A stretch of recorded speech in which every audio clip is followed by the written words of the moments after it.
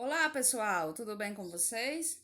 Hoje vamos dar início ao nosso conteúdo na disciplina de História e vamos estudar um pouco sobre a era histórica denominada de Iluminismo. Vocês vão encontrar esse assunto no capítulo 1 do nosso livro de História, mais precisamente na página 16. Então, por que o Iluminismo ele tinha esse nome? Porque ele foi conhecido como o século das luzes. Ali nós tínhamos um período, pessoal, que estava encerrando a Idade Média, o período chamado de transição, que é uma transição, quando a coisa está passando de uma para a outra.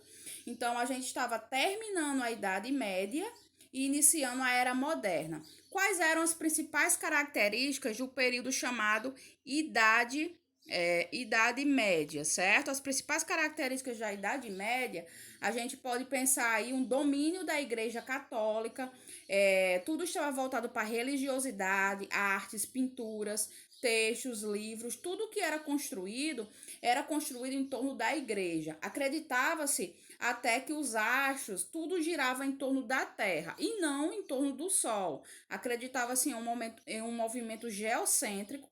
Por quê? Porque a igreja estava na Terra e por isso tudo girava em torno da Terra por conta da igreja.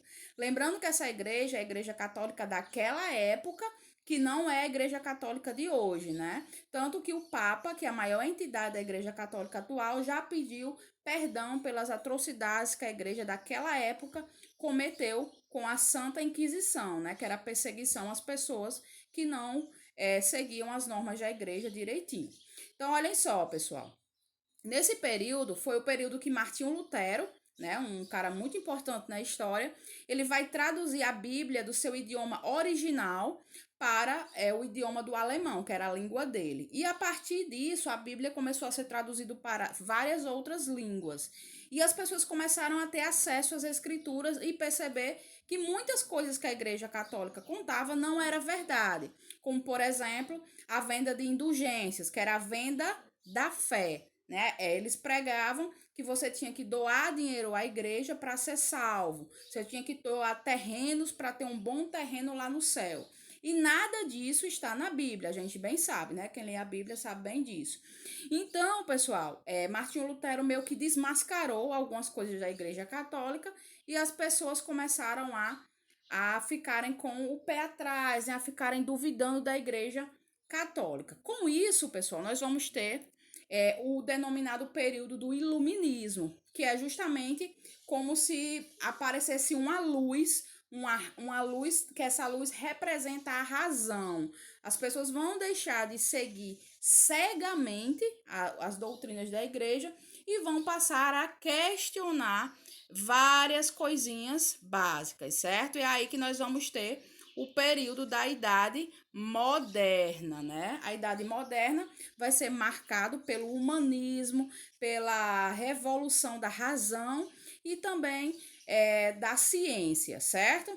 Não significa dizer que na Idade Média não existiu conhecimento, claro que existiu, mas na Era Moderna a ciência ela vai florescer. É aí que vai surgir o período do Iluminismo, pessoal. O Iluminismo, século das luzes, é como se acendesse uma lâmpada na cabeça das pessoas, né, teoricamente falando, e aí eles começassem a buscar mais o conhecimento, mais a ciência, não se deixassem levar por qualquer discurso. É nesse caminho que vai surgir as filosofias e as ideias. Vai surgir as filosofias e as ideias, pessoal. Esse período aqui ele vai ser marcado por vários filósofos, vários pensadores que vai começar a tentar fazer as pessoas pensarem de uma forma diferente, a não ser levado por qualquer discursinho bobo que for o que ocorreu anteriormente, certo? É aí que vai surgir filósofos como, por exemplo, Descartes, que ainda assim vai conciliar fé e razão, né? Vai conciliar ciência com a fé. Descartes ele veio provar que era possível você ser racional, você utilizar a ciência e não precisava necessariamente você ser ateu, né? Você negar a Deus, você poderia conciliar os dois. Então, o marco do iluminismo, pessoal, foi exatamente isso: racionalidade, ciência, uma busca por um conhecimento mais seguro, o século das luzes, o século dos pensamentos. E a gente vai continuar falando mais sobre isso na nossa próxima aula, certo? Para a aula não ficar muito extensa.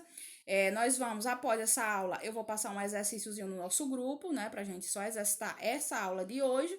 E aí, vocês comentam essa aula, né? Comentam aqui, né, o vídeo com o seu nome completo e a sua turma para registrar a sua frequência, a sua presença. Não esqueça de fazer isso. Vocês vão ter até sexta-feira para fazer esse processo, né? Vão ter quarta, quinta e sexta para assistir a aula e também para comentar esse vídeo, tá bom, pessoal? As orientações sobre a atividade eu vou dar lá no nosso grupo, na nossa sala de história, tá bom? Nossa sala de artes e história. É isso, por hoje é só. Até a nossa próxima aula. Se cuidem e fiquem bem. Tchau, tchau, pessoal.